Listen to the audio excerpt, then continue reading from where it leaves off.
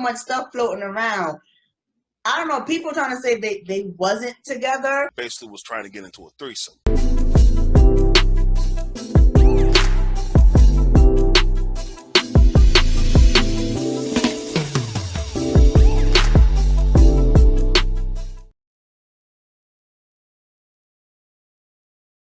What's going on, ladies and gentlemen? Welcome to another exciting episode of Kate and Manny. I'm the one they call Manny. She's the lady of all Kates. And I know you're probably thinking, hey, where's your hair? Yeah, I cut it. That's right, I cut it, and I needed to cut it. But we're not going to talk about that because we have a special guest in the house. Manny, I love the haircut. But before I tell everyone about my wonderful guest tonight, I just want to remind everyone tonight's show is sponsored by Lady K Enterprises.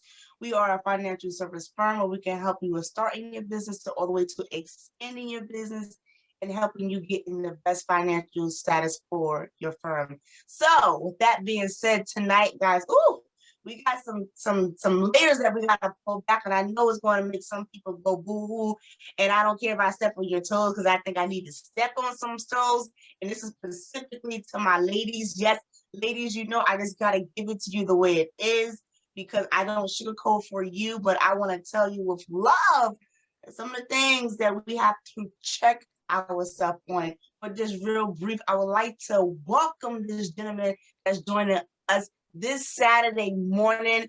I would like everyone to help us give us a warm welcome to Rony Francois, the credit hero. How are you, Rony? I'm doing good. Again, I definitely want to thank you guys for having an amazing show. I definitely appreciate everything that y'all do. So it's a pleasure to be on the show. Thank you for accepting the invitation, Rony, because I always tell everyone that. Thank you. So I appreciate you being here. And I know, Rony, we're going to touch base on a couple of topics tonight.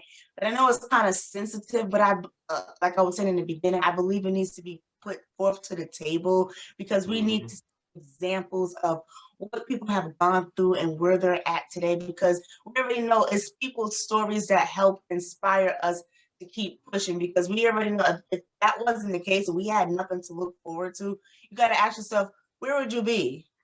You know, where would you be? And a lot of people can't even answer that question.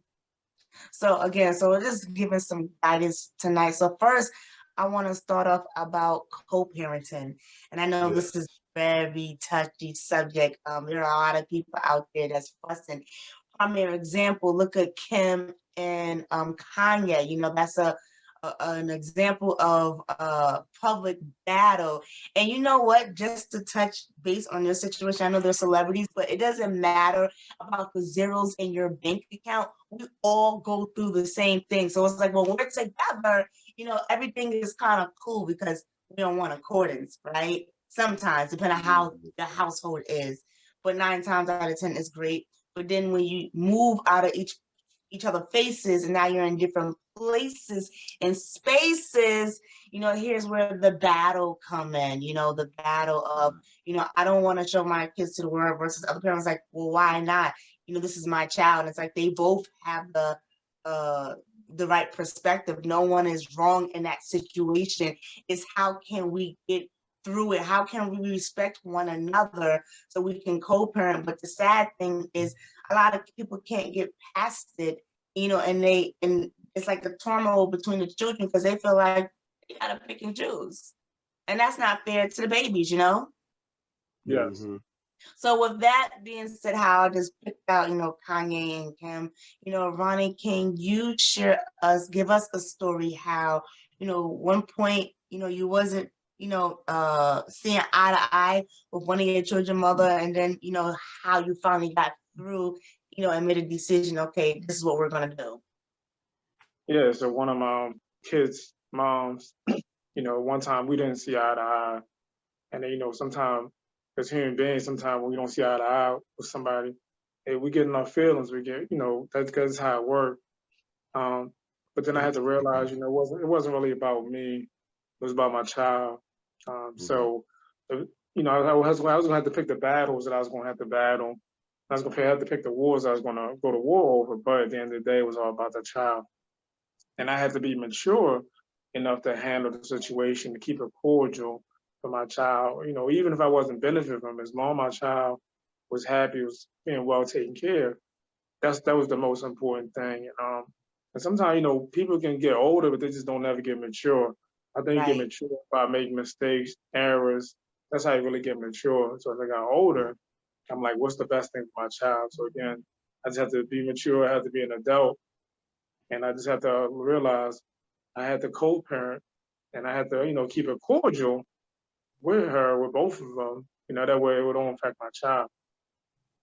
Right. I have a Well, quick question, and I understand that, and thank you for sharing your story and everything of that nature. But I wanted to ask you real quick from a perspective of someone who unfortunately don't have any kids, but I wanted to see, you know, from someone on the outside looking in. As far as co-parenting, do you find it difficult to, you know, a lot of people say, oh, you know, my baby mother does this, my baby mother does that. Sometimes do you feel like when you have to bite the bullet and do what is best for the child, do you find it better for yourself, or do you find it worse because you're giving in to somebody else's demands or say needs? Well, again, you know, whenever you break up with anybody, sometimes that person's gonna get on your nerve. That's just how that works. I mean, especially if you have, so if you don't have no kid with that person, you can just walk away, everybody's happy. If you have a child with that person's gonna get on your nerve regardless. I mean, they can be the sweetest person in the world. So you have to get past. There's gonna be days where they're gonna just poke you and want you to react, and then there's gonna be time you're gonna have to stand your ground, and be like, this is the red line. You know, this is not gonna happen. But then also sometimes you have to be flexible. You have to give in. You be like, well, does the end justify the mean? If I do this, how's this going to affect my child? So sometimes, yeah, it's in time I had to bite the bullet where I knew I was right, but I knew my child was going to benefit at the end. So yeah, it's like you have to pick your battles. To be honest with you, when you have when you co-parenting, that's the only way I can describe it. Some days you're gonna lose, some days you're gonna win, but ultimately you have to ask yourself, is this going to benefit your child? Right, right. Okay. and I have a quick question for you, Ronnie. What I would like to ask you is, can you pick a specific experience that you have went through, had to grow through it? So I would say, because I have two kids, my daughter, she's 16, and my son, he's 12. So my daughter was born. I used to work a lot. I was always at work, working like two jobs, and because I just wasn't financially responsible. So I don't blame nobody else, but I made some bad, financial decisions. I was always working, trying to catch up. And so I wasn't in her life like I should have been when she was younger. I'd say between the age of maybe like 1.5 to maybe like 4, I was always working. And I felt like that, I mean, I had people that was taking care of, my sister-in-law, my niece. So she had people watching while I was at work, but I was always at work. I felt like she didn't get the love that she deserved. So when I got to my son, he's, like I said, well, he's 12 now. I'm like, you know what? This time I'm going to work, but I'm going to work smart, and I'm going to make time for him like I should have did for my daughter. That way the same thing don't happen twice. And then as I got older, they both got older too. Even if I had jobs and situations that's gonna make me a lot of money, I'm like, nah, I gotta do something with my kids. So I make them a first priority over making money. But again, it just a phase I had to go through that. I had to realize that, they're gonna get old one day, and dad is not gonna be cool no more. So I had to enjoy those moments while they were young. But like I said, again, it's a maturity phase I had to go through. Right. Ronnie, you said something so profound. And I believe a lot of parents go through this, the battle of spending time with their kids and making money. That is very challenging for a lot of people. And I know sometimes there are a lot of bitter women out there, and they will say stuff, to hurt the man, because they say, oh, you're always working. But it's like, if he doesn't work and he doesn't give you child support, then he's a bum, right? I'm going somewhere with this. But if he's working a lot, trying to provide for his children. Oh, but you're never there. So it's like, you actually got to pick your battle. It's like, do you want this man who's hardworking? And I'm not making no excuse for him, but he has to learn how to make time. But in some people's circumstances, they don't have the opportunity to make those decisions. You know what I'm trying to say? So I think, Bonnie, I think it was very impactful how you saw your finances, it was a hot mess.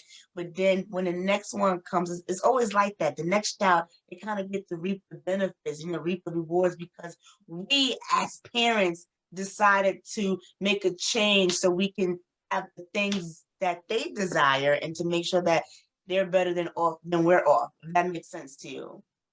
Yeah, I totally agree. And you're right. Sometimes, fathers and mothers, sometimes they gotta make tough decisions, working to provide for the family, spend time with the kid. That do happen, but at a certain point, you have to position yourself to kind of, like work smarter and not harder. That way you can eventually make time for that child. So, we know we all have the same 24 hours in a day. At the end of the day, I believe people make time what they want to make time for. So yeah, so you might have to grind for 6 months. You might have to grind for like a year, but like, you can't go a whole 18 years not making time for that child. There's no excuse for that. Right. So I believe there's only 2 times that a man probably not gonna have time for his child. So if he's in prison or if he's dead. Other than that, like every day you get up, you can make time for that child, even if it's just a couple hours a day or just call them and text them. You have as a man, I don't think you have to make time for your kids. There's no excuse for it. I mean, that's just facts. But again, there might be a time you might have to grind, maybe like 6 months, a year, 2 years. But after you go through that, you're like, all right, grind. I'm here for my child. Because kids, they need their parents. I mean, that's just facts.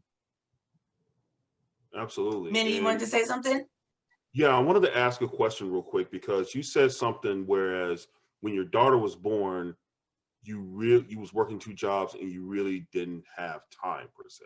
Yeah. And from what I've seen, I'm not saying that I've experienced, but what I've seen, whereas sometimes when they spend too much time at a job trying to make a better life for them, it always hells on the animosity side of, well, you didn't spend time with me, therefore when I wanted you. Did you ever have that feeling with your daughter at first, or was that something y'all had to work through initially? No, I never. I didn't wait till it get to that point. I just got smart enough on my own. Then nobody had to tell me, nobody had to say nothing to me. I just woke up. I like, look, Ronnie, like, this is your princess. Like, you gotta do what you gotta do, make time for it. Yeah, I didn't let it get to the point where other people was bringing to my attention. Like, it was just something I just knew I had to do. Again, I just had to get to that maturity phase to realize it on my own. So she didn't have to tell me. I was man enough to realize it, jumped on it, and fixed it on my own. Okay. So I'm gonna say this, gentlemen, right? I want to say something, but I'm going back real quick to what Ronnie was saying about spending time with your children. So statistics shows that if you spend at least 30 minutes a day with your child, it does a lot towards their mental health. So for everyone that's trying to figure out, oh my gosh, how am I going to spend all this time? I'm gonna be real with you. Your kids don't want all your time, but they do want to know you give them your time. You remember, they didn't ask to be here. We brought them here. You know what I'm trying to say? So now that we brought them here, we have to show them and divide our love to them, which is, I get, again, is very challenging for some parents. But now leading into my next question, Ronnie, I know you said, you had to look within self and get it together. No one had to tell you to get it right. So again, a lot of men have an issue sometimes discussing with them about the children of, their desires, what they like, what they want. As we said in the beginning, sometimes it's a battle. So Ronnie, I would love for you to share an experience with us where you had to make a difficult conversation with one of your child mother, and tell me, how did that situation go afterwards, the conversation? I think it was actually one, well, it's probably a few of them, but I can think one off the top of my head. With my daughter, she wanted to play football. Typically in society, usually boys play, football, girls usually don't play it. And, she told me she wanted to play. And then I was talking, well, cause she lives with her mom. I was like, I don't know about her playing football. It's just like, she played like basketball or maybe like be on a choir or something like that. Well, because I've always pictured her as a little princess. But then, she told her mother that's what she really, really wanted to do. And I told her mother, I'm like, well, you know what? I'm not totally against it, but like, if you feel like it's a good decision, you feel like, it's going to make her great, this is what you want to do, I'll support your decision. But if it was just all my decision, I would just say no. Of course, we co-parenting, so I had to take her decision consideration. And then, then my daughter probably had an animosity towards me and all this other shenanigans. So I'm like, you know what? I'm going to just, not really give in, but just, negotiate it. And my daughter, she wanted to play football for like 3 years. She was a quarterback. I think she was the one running back for a while. But she also played basketball too. Again, but that was just one of the situations where I just had to kind of just, give in, and just work with her. Right. And I'm going to say this. When you're co-parenting with someone and you're talking about your children get into sports, a lot of people don't know that's a hot subject right there. There are a lot of parents that get in debates, especially when it comes to football. So it's kind of funny in your situation that you're like, I'm against it, but mom is like, go ahead, because a lot of times it's the moms who are like, no, and of course it's the opposite sex, it's like, not my son, not my baby. But then now you got a girl coming to daddy, and daddy's like, no, so that's definitely a twist. And like I said, a lot of parents battle.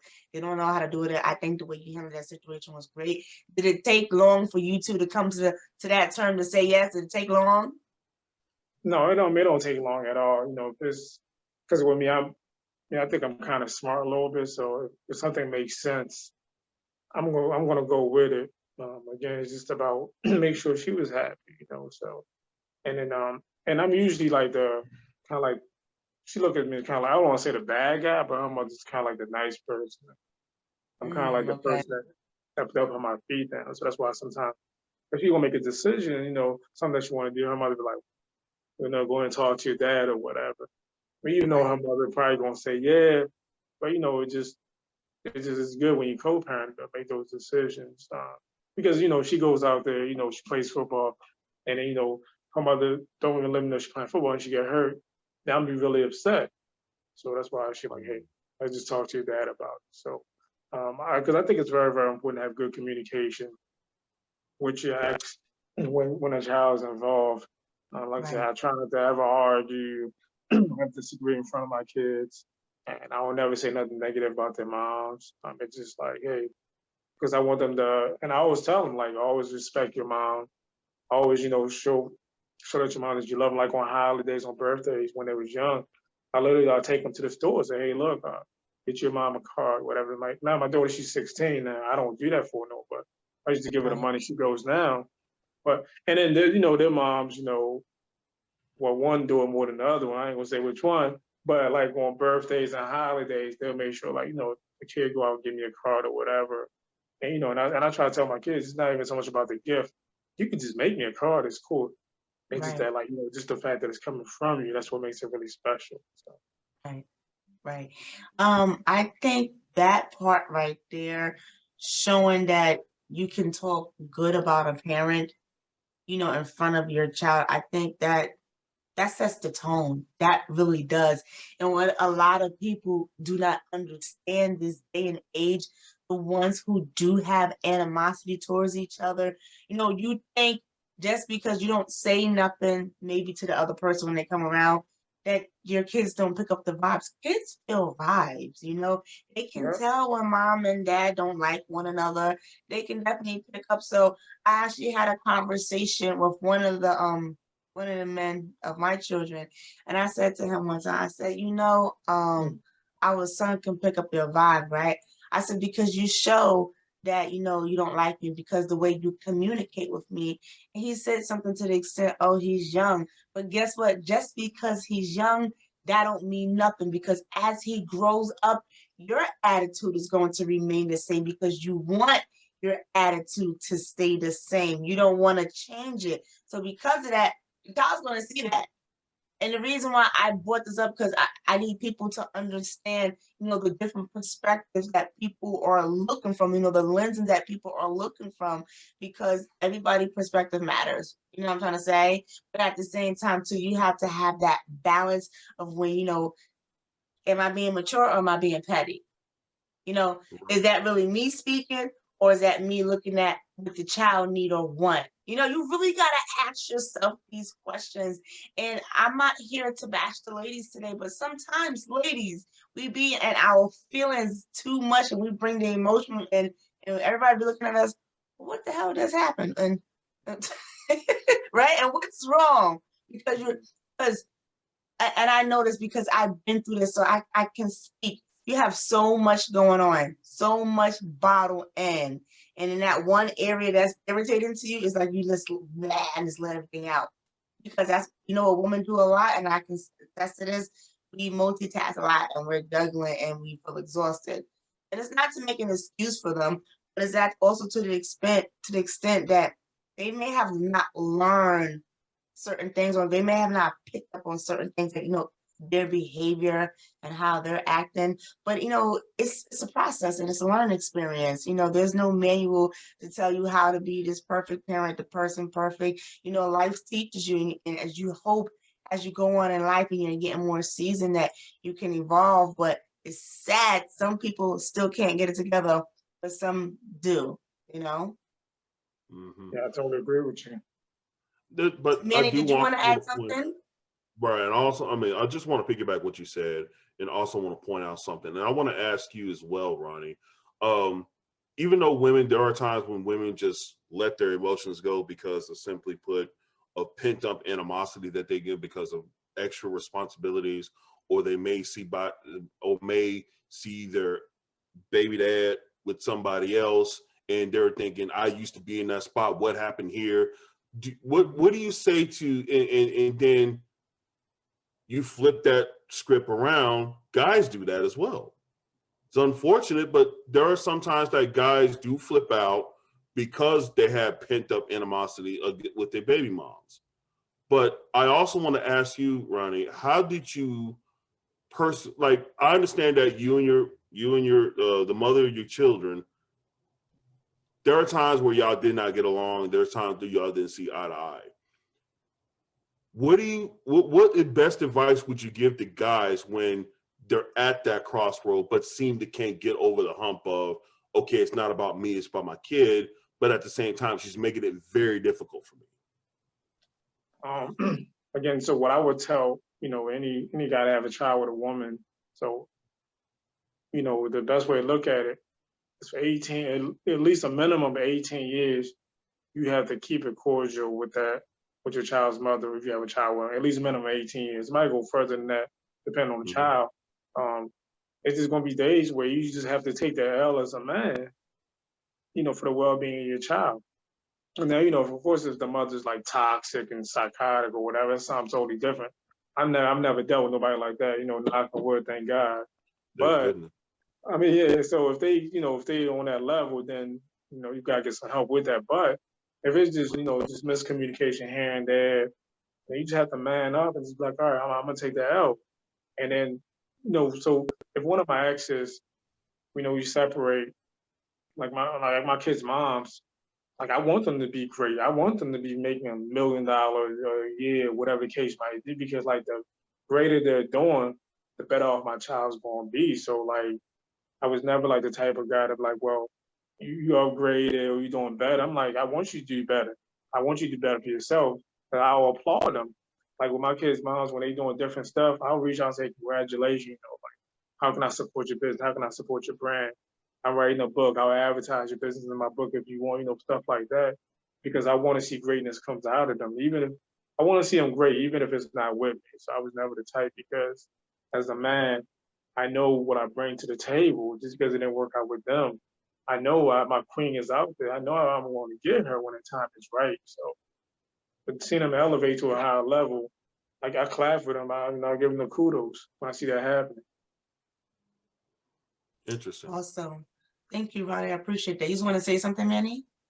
No, I was just congratulating. I was just thanking you for giving that answer, because I know a lot of times guys, let's be honest, guys can be very petty when it comes to the mother of their kids. I mean, we see that with Kanye, even though I was instructed not to say anything out of pocket with Kanye or Kim in it. All I know is I want them to take us off this group chat they have going on, because we're sick of it. At least I'm sick of it. But I wanted to actually piggyback. I wanted to piggyback something that Ronnie I'm sick of it. I'm trying my best. I'm trying my best. Oh my gosh. All right. So I'm gonna piggyback off what Ronnie said. All right, you ready? So Yeah. Ronnie said something to the extent sometimes, like, as when you ask him that question, how do you deal with it? And you was stating, Ronnie, that, sometimes you just gotta take the L. And I have to say this, when a man takes an L, lady, I think I appreciate that, because he's choosing not to argue with you. He's choosing not to argue with your pettiness. And sometimes too, I'm just going to give the man a little bit of scoop. Sometimes, like when you're like really laid back and she's asking you certain things to do with the kids, and you're like, okay, and I'm fine, and I'm cool with it. And she's like, why is he so calm?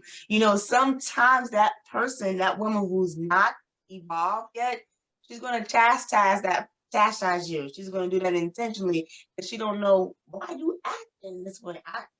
Just something ain't right. This feels too good. So she's not used to that type of behavior, because she's waiting for you to go back into your old ways. So I'm just giving fellas, I'm just giving you some game. That's part of the cycle. You're going to go through it. I'm sorry. I'm going to pray for you in advance.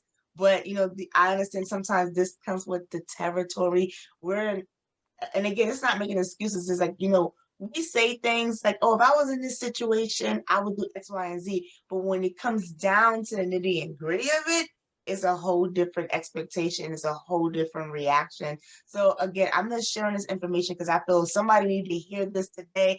They are going through it. They don't know how to get through the situation. So I thank Ronnie for sharing his experience and what he did and the things that he overcome. So that right there, that sets the tone right there. That's a man. That's a man who followed by example. That means his integrity is on point, which is going to lead us to